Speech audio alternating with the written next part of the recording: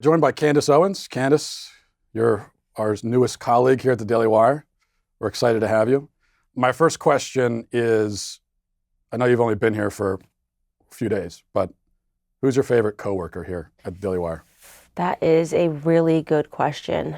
I'm going to have to go ahead and say the makeup artists. As long as you didn't say Michael Knowles or one of the other hosts, that's fine. That's what I was worried about. So you got to Tennessee. I talked to you off air last week, and you were talking about your experience driving here with a baby. I did that with 4 kids, so I know a little bit about that. You've been to Tennessee. Have you assimilated into the culture yet? I mean, the pickup truck, the cowboy boots and all that. Have you done that? Yeah, absolutely. So that was actually the second day at Tennessee. My husband was like, we're doing 2 things. We're going to the gun shop, and we're going to go buy a pair of cowboy boots. Gun shop didn't go well because we still have our DC driver's license, so you have to have a Tennessee license to buy a gun, so we still have to wait for that. But it wasn't difficult to assimilate into the culture because I think actually that was my culture. Like, I'm conservative, right? So I was actually a fish out of water living in DC. Here, I'm like, this is great. Everybody thinks like me, so it's been awesome. I'm just happy to be in the South. It feels like this is where people are sane. And I mean, I guess you can't relate because you weren't in LA, but Daily Wire was in Los Angeles, and it really is the land of the living dead when you're doing LA, New York, and DC. Yeah. I was living in Pennsylvania. You had accused me of living in Canada, so that was, you'd spread a rumor online that I lived in Canada. The internet spread that rumor, and I believed it. The internet spread it because you said it. So it was okay. QAnon stuff. It was like Matt Walsh lives in Canada. And I fell for it. I don't know, the internet's a dangerous place. To this day, the worst insult anyone has ever leveled at me is being a Canadian. So I want to talk about your show. We'll talk about your show in a minute. But first, just to go over some of the stuff happening in the news, want to get your thoughts on a few of it. I guess we have to begin with the royal family because that's what everyone's talking about. I know you've been... I've been very vocal. You've been on top of it. So I have 2 questions. And the first one is a serious question because I really am hoping you can shed some light on this. Why does anyone care about these god-awful people? So we'll start with that. Why do you think people care that much? So I have to say, I never had an appreciation for the royals, right? It's something that Americans don't really jive with. It never made sense to me. But I fell in love and married an Englishman, right? And so I kind of learned to appreciate the significance of the Queen and really understanding that there's been something in their country that has remained solid and has not changed over time. Difficult for Americans to comprehend because we don't really do tradition. We're kind of like tear it down, old building, tear it down, build something new, tear it down, build something new. So that's the reason I think why people follow the royals. Now, I don't care at all for the Harry and Meghan thing except for the political undertones of somebody saying, I'm not liked, therefore it's because I'm 25% black. Like that stuff bothers me, whether we're talking about Democrats saying it, we see that pollution all throughout Hollywood. So this Hollywood star going into a country that really sort of loves its traditions, and then accusing them of being fundamentally racist. It's just like, let's keep the American BS race narrative at least within the bounds of America. Let's not extend it overseas to Europe because they have a different culture there. They've been around much longer. England never had slaves in its country. And by the way, in terms of worldwide slavery, the Englishmen were the first to abolish it. So she's sort of relying on American ignorance and the race obsession in America and extending it overseas. It's really bothersome. It's irksome. So do you think the American media running to Meghan Markle's defense, do you think part of that is how they detest tradition in general, and so they don't like the royal family for that reason? Yeah, I mean, think about where we are right now in America, right? That is sort of this cultural Marxist, everything that is from yesterday is wrong, it needs to be torn down. Everything about America is wrong. We got to get rid of Christopher Columbus. Dr. Seuss is racist. So we are just obsessed with thinking that everything from the past is wrong. And sure, there were elements of the past that were definitely wrong, but in many ways we've thrown out the baby with the bathwater. And England is just a different place, right? I mean, their population, there's only 3% black people in England. It's a remarkably, compared to America, a very small country. And so it just sends, it's so ignorant. It's just the height of ignorance to me to have this D-list actress that nobody knew go over there. Not her race is not discernible by the eye. If she walked in, you would never say Meghan Markle is a black woman, right? And then she says her son, who, if you've seen a picture of, and you think that he has faced anti-black racism in his life, then I'm a Nigerian prince and I have, an account that you can you can send some money into. And it's frustrating. I think we're just tired of the race narrative here in America, and it's just obnoxious that we sent this girl over here to start the same thing overseas. Yeah, I'm glad you mentioned that you said 25% black, right? Is that the actual? Meghan is less than 50% black. Her mother is half black. Yes, she's less than 25% black. Yeah. Yeah, because I had the same experience when we first started hearing about her, and we heard that this racism against a black woman. My first experience was is she a black woman? Yeah, exactly. So it does make it a little bit hard to believe, but I think, doesn't it tell you something about the way the victimhood hierarchy works on the left? And it's a really confusing intersectionality, as you know, is very confusing. But the reason why this woman is able to make a victim of herself, even though she's fabulously wealthy and she's in her 18,000 square foot mansion, and she's got her Netflix deals and everything, and she's sitting on a patio more expensive than my house and talking to Oprah and all that, she's still the victim, right? Because she's less white than the other ones, right? And so that it's all about the intersectionality. Yeah, it's ridiculous, and it's the same thing I say to my husband. So I now have a half black, half white son, and I always say to my husband, "Is he half privileged or half oppressed? Like, what is he, oppressed or privileged?" This is sort of the weird thing.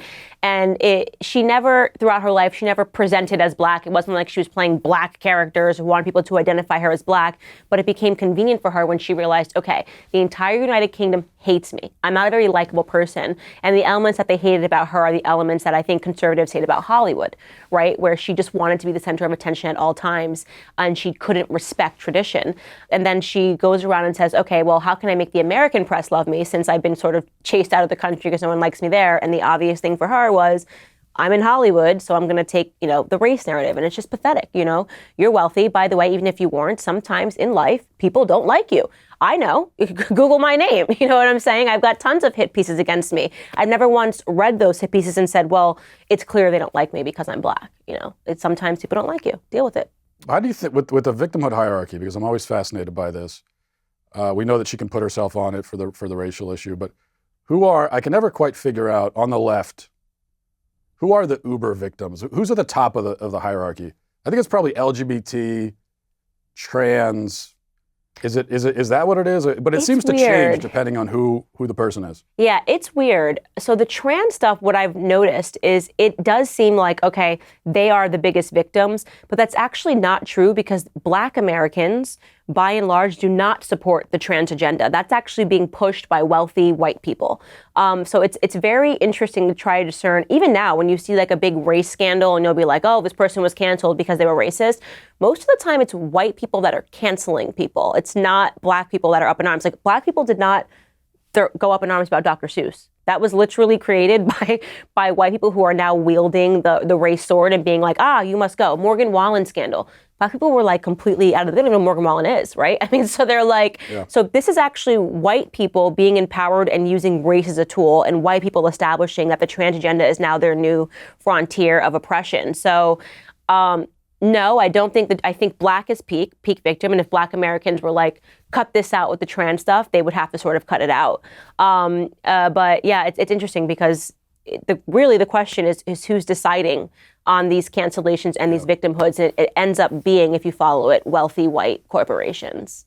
And of course, you add in the political ideology part of it, because by that equation, you should be able to claim victimhood, but you can't because you're actually at the bottom. Right. Because even though you're a Black woman, you're conservative. So right. you're like, you become the uber villain. But also what's magical about it, though, is they don't know how to defeat me, because in order to defeat me, they'd have to go against their own rules, right? So they've decided that being a Black woman, like I'm at the top of the progressive stack, right? Like Black women need to find their voices. Like Meghan in her interview, I guess, said something about like, felt like the Little Mermaid who fell in love with the prince and lost her voice, which is just one of the most pathetic. Did she really say that? She actually said that. Oh, dear which, Lord. you see what I mean? Like it just makes you cringe and it makes you angry. You're just like, Hollywood, right? As you're the Little Mermaid. And it's like, no, like you found a wealthy guy that could help you climb a ladder because you were a D-list actress. The end. You won. Great. Walk away into the sunset and be happy.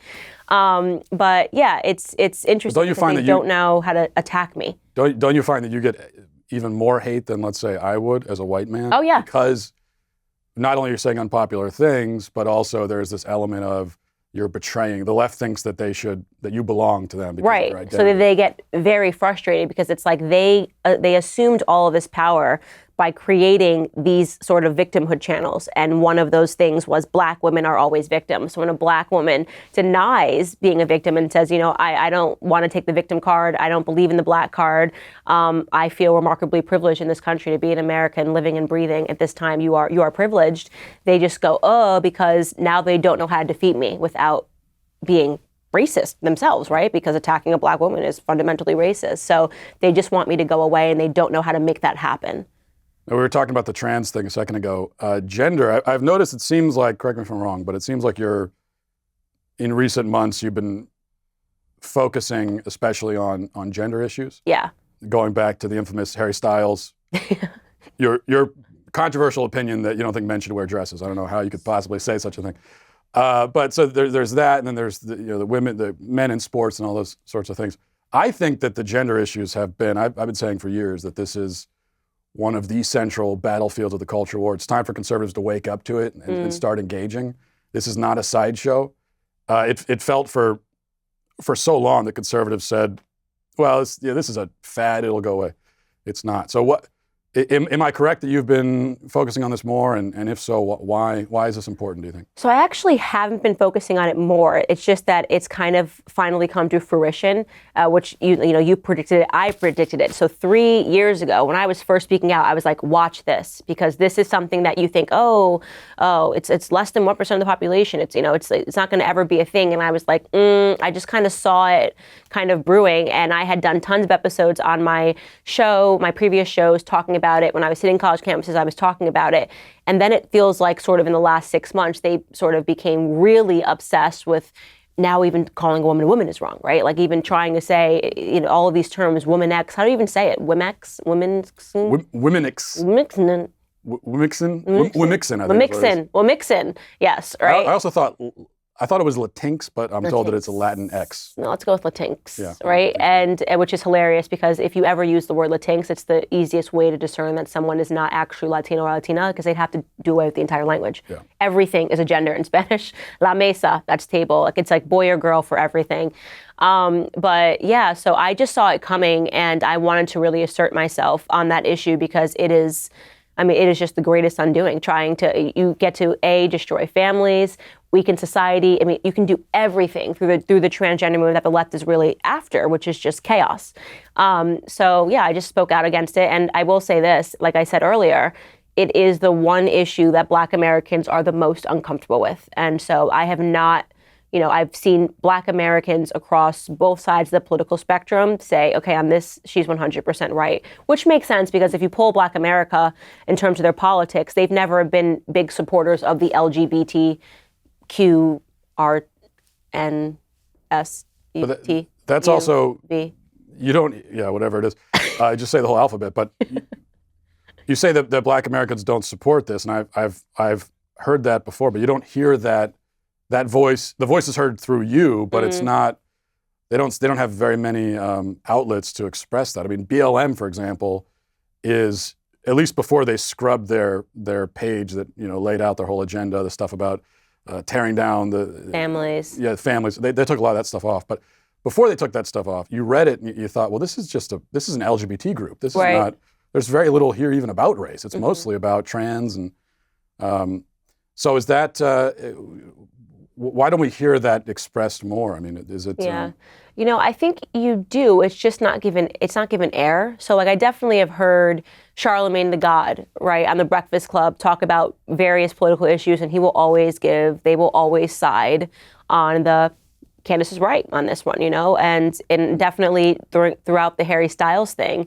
Actually, it was the first time Black Twitter ever came to my defense, by the way, as they call it, #Black Twitter, because, Noah Cyrus, Miley Cyrus, apparently has a little sister, and she jumped in to defend Harry Styles, and in the process called me like a nappy-headed hoe, and then it kind of went viral on Instagram, and they were all talking about the issue, saying this is just not something we accept, but the media won't cover it. So it sort of exists in this bubble on social media, whereas I know, you speak to Black Americans, they never, ever, ever have attacked me on my position on women are women and men are men. And I think that they really see that as an attack on Black men, and it's an attack on all men, what it means to be a man.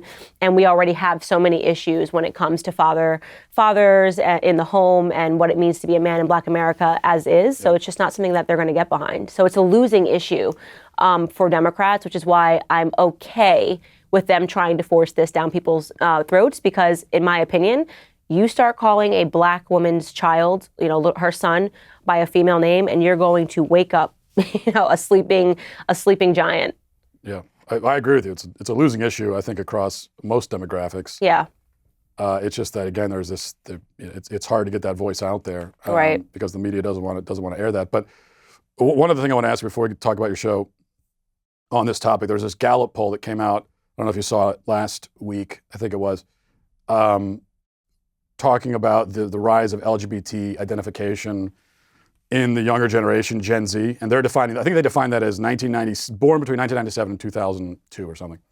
So this leaves out like our kids' generation. I mean, and even other kids.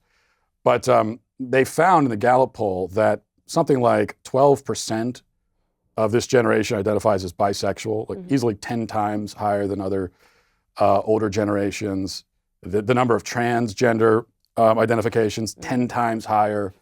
There are now more trans-identifying people in Gen Z than there are lesbians. Now, I got in some trouble on Twitter because I said that I think this is an active effort by the LGBT left to essentially recruit kids, to indoctrinate kids into their way of thinking. Yeah. What is your take on that? My take on that is, first and foremost, I have realized, as I said with the race issue, that a lot of the times it's not Black Americans behind it. It's not LGB behind this transgender. I've spoken to tons of people that are on the left, lesbian, gays, and they are uncomfortable with what, they don't even understand why they're being forced to pretend to defend this. I mean, LGB really has nothing to do with T. Right. And they've been able to amass a lot of power, push through policies. California just proposed a bill that boys and girls sections, that would make boys and girls sections in retail stores and online stores illegal, and that people that have signs that say boys section, girls section will get fined $1,000, right? You can't tell me that gays and lesbians got together and were like, this is just unbelievable. So there's something political that's pushing this, and they're hiding behind the LGB people to try to push that through, which is interesting and it's super alarming. But in regards to children identifying, which is definitely happening. They're being encouraged in the school system. So again, there's something coming down the political pipeline that's encouraging them to see. And then you have these woke parents who are like, well, this is just who my child is. And what I always say is that if you show me a trans child, it's like showing me a vegan dog. You know who's making the decisions. Right. It's just like, my dog's a vegan. No, your dog's not. You know what I mean? My child's trans. No, your child's not. You are, putting this lifestyle upon the child because you just don't think. I grew up. I've been a kid. You don't think like that when you're a kid. You don't think in terms of sexual identification, gender identification. You hardly even know what the stuff even means. You just kind of want to run around a playground and have some fun. I was the ultimate tomboy when I was, I would probably say from 6 to 10. I was just like, I just wanted to hang out with the boys, just wanted to wear baggy clothes. And thank goodness that I grew up in the 90s, because my mother wasn't like, well, you're Michael. You're obviously Michael. You know what I mean? They were just like, you're Candace going through a tomboy phase. And then, when I got older, suddenly I thought those boys I was running around the playground with were attractive. So these kids are not even being allowed to grow up, and their parents are pigeonholing them into these decisions, which if you grow up and, allow that to happen, this is going to end up with depression, suicide. The rates are staggering for transgendered individuals who actually transition and commit suicide thereafter. There's a lot of transitioning regret, and it's because they don't have parents parenting, and that's sad. Yeah. To your point about this not being an LGB thing, but a T thing, when you look at the numbers, the L lesbians are being basically erased in the younger generations as we see the trans numbers go up. And it's interesting you say as a tomboy, if you were a tomboy now with some of the modern parents, they'd say you were trans. And that's why it's this irony where actually the left has made gender a more rigid thing, because now it's actually, if you're a girl, you're not allowed to behave like a boy, because if you do, now you become a boy. Right. So for a long time, it seemed like they were saying, Well, just because let's open up, let's be more open-minded, and if you're a girl, doesn't mean you have to play with dolls. You can play with trucks too. I'm on board for that. But now they've kind of contradicted themselves, and they said, well, come to think of it, if you're a girl playing with the trucks, maybe you're actually a boy. So right, yeah, they've made it more rigid, and that's what I say in terms of race too. These things that they focus on, they say that they're trying to make things better. They always worsen them. You know, that it wasn't an issue for girls to play with guys. If I was in the toy store and saw a boy's sign and a girl's sign, I don't even know if I was reading it at the time that I was going to Toys R Us, which is now extinct. But secondly, if I wanted to go into the boys aisle and grab something, I would have just done it. My parents would never been like, "What are you doing in the boys aisle?" I never felt traumatized that there were like, you know, they were filtering products. And by the way, guys they gravitate towards different things. My brother played with entirely different things. We wanted the Barbies. It wasn't because of a gender construct, you know. We wanted the Barbies. I wanted to take care. I wanted to pamper. I wanted a baby doll. Those maternal instincts happen at such a young age. My brother, he wanted video games. He wanted trucks. He wanted things that I just wouldn't have played with. But nothing was stopping us from playing with the other toy. It's certainly not our parents. Yeah, that's my first kids were boy-girl twins, and you know, you bring them to the playroom, got all the toys laid out, and even at 2 years old, they tend to gravitate towards their gender-typical toys. But it's not like I'm standing there to my son, "Get your hands off that doll. Trucks are for you, son." Yeah. Now, okay, we got to talk about your show. That's supposed to be the main topic here. We've gone off, and I'm not a very good interviewer. I'm taking us on it's fine. a circuitous path. Fun. It's best when they're just natural, you know? So your show is debuting soon. Can you tell us? Even here, it's been sort of like mysterious. What is the Candace show? Very mysterious. I heard there's going to be an audience. I heard these kind of things. So can you tell us about the show? Can you give us a lot of rumors? Yeah. So I think, we kind of just wanted to create something that hasn't really been done before for conservatives. And the time is super opportune, right? You have minimally 80 million Americans who just feel like they're not being heard right now, and who feel like they're being castigated for their political views. And it also feels like we've been increasingly shut out of culture. Like, we can't have, conservatives aren't allowed to be funny. They're not allowed to have live audiences. This is not a thing that conservatives are allowed to do. So we are doing a live audience show, and it will be very much in the vein of a lot of the old school late night talk shows when they were actually fun, right? When they actually had a sense of humor and they weren't so polarizing, and done entirely at the expense of half of the country. And so I always say to people, I wanted to create something, and it's so funny to me to say this now, but when I was growing up, I loved Chelsea Lately. Before she went lefty, wacko, couldn't take a joke, and now she's taking Xanax to deal with the election results. She was funny. Once upon a time, Chelsea Handler was actually funny and irreverent and had a sense of humor and made fun of everyone. And it was a feel-good show. It had, had a panel. So there were elements that I really loved and missed about having a woman who could have a sense of humor and not take herself so seriously, first and foremost, and just kind of creating a show that does still also have a real purpose. We're not sitting around talking about celebrities like she was talking about, but we are talking about these sort of really important political issues that are getting lost, because a lot of the times, the news cycle moves so quickly that it's almost, we're all ADD, right? 1 second you're trying to talk about this issue, and then they've kicked it and they're talking about this issue.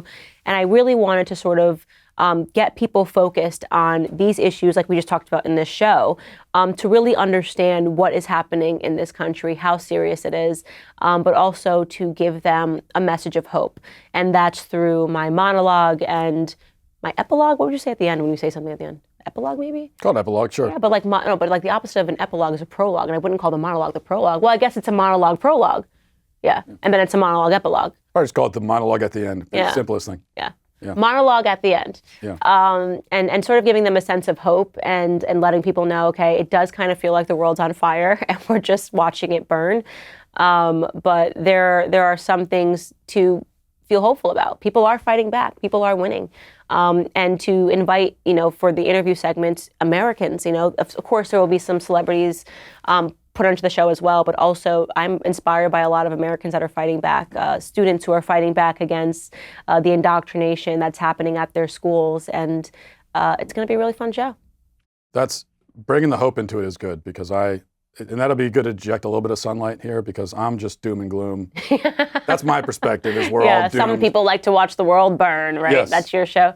So, but I think it's hard to inject sometimes actual hope in a way that's real and substantive and not superficial. So. Right, and to inspire people, like I said, I was reading a story about these literal, I'm trying to get them on my show, but these Catholic teens who were going to school obviously at the time of George Floyd protesting, and when everyone just went super woke, and one of their classmates had gone back and found old pictures of them where the kid had acne. In one picture, he had an all-white face mask. Next picture, he had an all-green face mask with his two buddies. And they just said, that's blackface. Green mask, acne mask. He actually had acne. The school... That is insane. He got expelled. And they said, we know you didn't actually do this, but it's very important for us to send a political message right now in this time. Incredible. Hang on, he got expelled. He got expelled. For they said you either withdraw, or we're going to expel you. And his parents withdrew and then lawyered up and are suing and are actually winning, right? And so that's kind of the message people need to hear. Because I always get these questions of like, what can I do? What can I do? Fight. You got to fight. This is not a time now to say, what can I do? Your parents, you got to fight for your students. You got to go in, you got to march into the doors. And if they do something crazy like that, well, it's an important message for us to send that you in green face is in fact not okay, because George Floyd died. And it's, what world are we living in? So kind of like those stories, talking to these teens, talking to these parents need to see that and say, wow, they won, and know that they can do that too. It's very easy. You don't need to always look to your political heroes and say, and figure out what you can do. It's going to start it's going to start at the ground level, or it's not going to happen, Well, we're all excited for the new show. Yeah. And thanks for joining us, Candace. Thanks for having me. Yeah, absolutely.